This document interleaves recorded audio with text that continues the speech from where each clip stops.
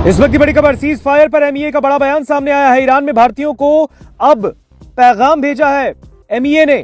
MEA का कहना है कि सीज फायर का फायदा उठाने का वक्त आ गया है, इसीलिए ईरान में जितने भी भारतीय जल्द से जल्द ईरान छोड़ दें। बड़ी खबर आपको बता रहे हैं, भारत सरकार की तरफ से बड़ा बयान सीज फायर पर। भारत सरकार ने ईरान में अपने नागरिकों से कहा कि वो पश्चिम एशिया सीज फायर का फायदा उठाएं और वहां से तुरंत निकलें।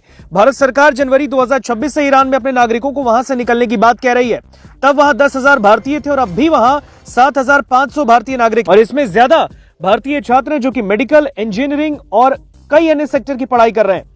आपको बता दें, विदेश मंत्रालय यानी एमईए के प्रवक्ता रणधीर जायसवाल ने कहा, सीज फायर के बाद ईरान में शांति है और ये वहां से बाहर निकलने का सही मौका है।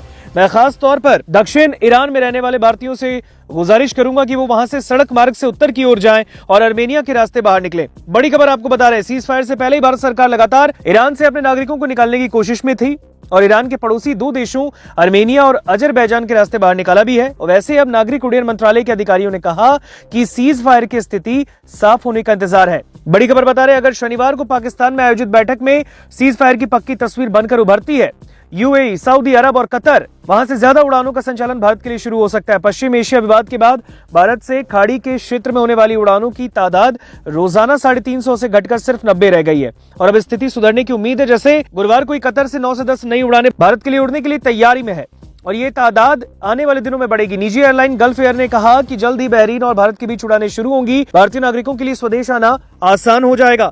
हालांकि इस बीच ये बड़ी खबर आपको बता रहे हैं, जहां ईरान युद्ध के बीच सीज फायर चल रहा है, ईरान और अमेरिका के बीच 2 हफ्ते का सीज फायर, और ऐसे में एमईए यानी मिनिस्टर ऑफ एक्सटर्नल अफेयर्स ने बड़ा बयान दिया। आपको बता दें, एमईए के प्रवक्ता रणधीर जायसवाल का बड़ा बयान सामने आया है। उन्होंने भारत सरकार की तरफ से बड़ा बयान दिया। उन्होंने कहा है कि इस वक्त ईरान में जितने भी भारतीय फंसे हैं, ये सही मौका है कि वो वहां से तुरंत निकले। आपको बता दें, रणधीर जायसवाल ने कहा है कि सीज फायर का लाभ उठाकर स्वदेश लौटना इस वक्त के लिए बहुत सही और उम्दा वक्त है। आपको बता दें, खाड़ी देशों से भारत के लिए बहुत जल्द उड़ानें बढ़ेंगी और ऐसे में बड़ी खबर आपको बता रहे हैं, बताया जा रहा था कि ईरान में करीब 10,000 भारतीय थे और अब भी वहां पर 7,500 भारतीय नागरिक हैं और इसमें ज्यादातर भारतीय छात्र हैं जो कि मेडिकल और इंजीनियरिंग की पढ़ाई करते हैं ईरान में रह के।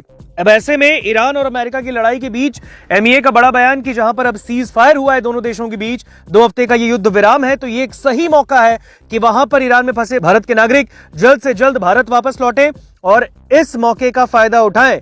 रणधीर जायसवाल ने बड़ा बयान दिया। उन्होंने कहा है कि ये सही वक्त है कि ईरान से नागरिकों को तुरंत निकलना चाहिए। सीज फायर का लाभ उठाने का वक्त इससे अच्छा और कोई नहीं मिलेगा, ये कहना है एमईए का कहना है कि आर्मेनिया के रास्ते भारतीय जो हैं वो ईरान से बाहर निकल जाएं और ये सही वक्त है।